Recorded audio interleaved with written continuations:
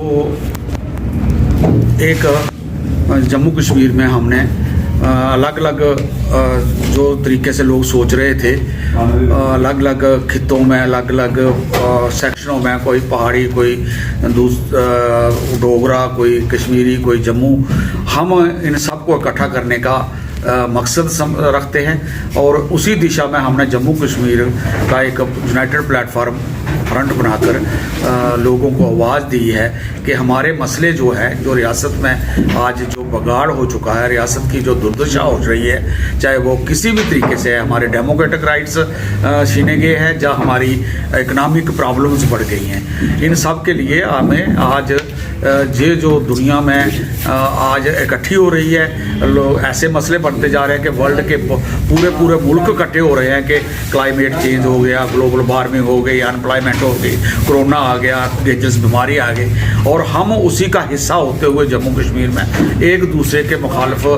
किया जा रहा है। और ऐसा प्रोपेगेंडा जरीला हो रहा है कि हम आज उसी जरीलेपन से जम्मू और कश्मीर भी आमने सामने खड़ा है। आज हमारी सेक्रेटेरिएट नहीं है, कोई रियासत ऐसी नहीं है दुनिया में जिसकी अपनी राजधानी नहीं होती, लेकिन जम्मू कश्मीर एक प्रिंसली स्टेट, जो स्पेशल स्टेट हुआ करती थी, वो झूठी बन गई और झूठी के दो हिस्से हो गए।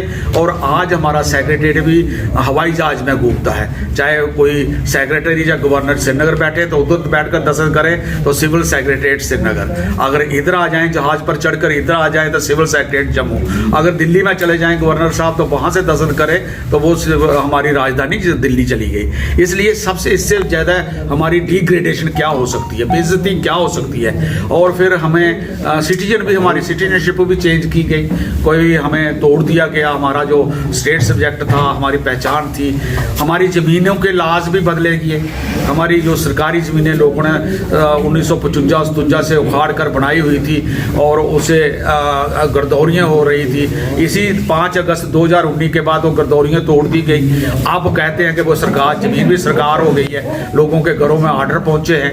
और इसी तरह जो और लैंड लाज हैं वो बदले के, एग्रीकल्चरल लैंड को सारी को अब बेचा जा सकता है, चाहे उस पर बिल्डिंगें बना लो।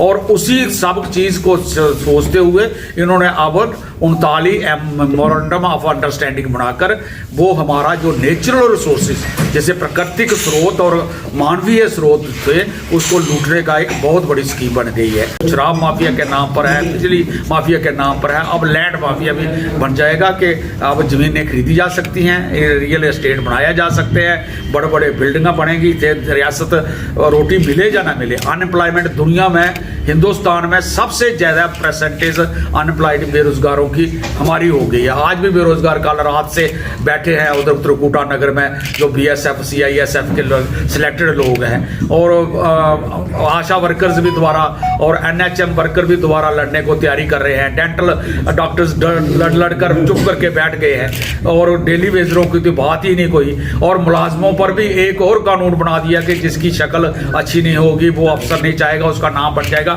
डेडवुड, और डेडवुड करने के बाद उसको निकाल दिया जाएगा। और जो बोलता है, को बोलने की कोशिश करता है, उसे बोलने नहीं दिया जाता है। और कई नाम हमारे पड़ गए हैं और डाल दिए जा रहे हैं। किसी को अगर चाहे जे तो ये लगाकर या NIA लगाकर या किसी ED का पीछे पर लगाकर भगाया जा रहा है। इसलिए जो बेतरसी जैसी हो चुकी है।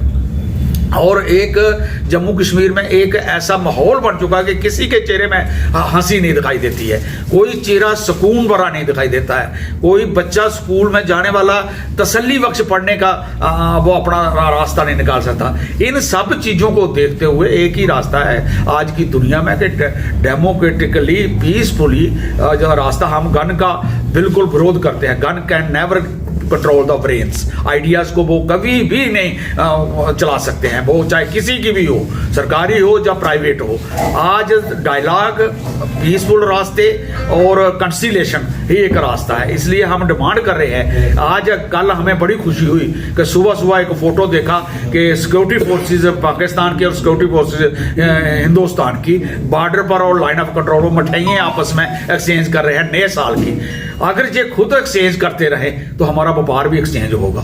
हमारा व्यापार भी बढ़ेगा, जम्मू का व्यापार भी बढ़ेगा। और सुचेतगढ़ पर जो एक्सचेंज शुरू हो जाए व्यापार की, तो जम्मू की किस्मत बदल जाती है। सड़कें खोल दी जाए, रास्ते खोल दिए जाए और बातचीत का रास्ता निकाला जाए, लेकिन ऐसा हो नहीं रहा है। इसे तभी होगा कि आने वाली जनरेशन इस बात को समझे कि हमारा जीना आज साझा है, हमारी प्रॉब्लम आज दुनिया भर में साझी हो चुकी है, चाहे ग्लोबल वार्मिंग है, क्लाइमेट चेंज है, पॉवर्टी है, बीमारी है, shortage of safe drinking water है, या हंगर है, भूख है, अनएम्प्लॉयमेंट है, ये सब बीमारियां हैं आज हमारे सिर को खा रही हैं।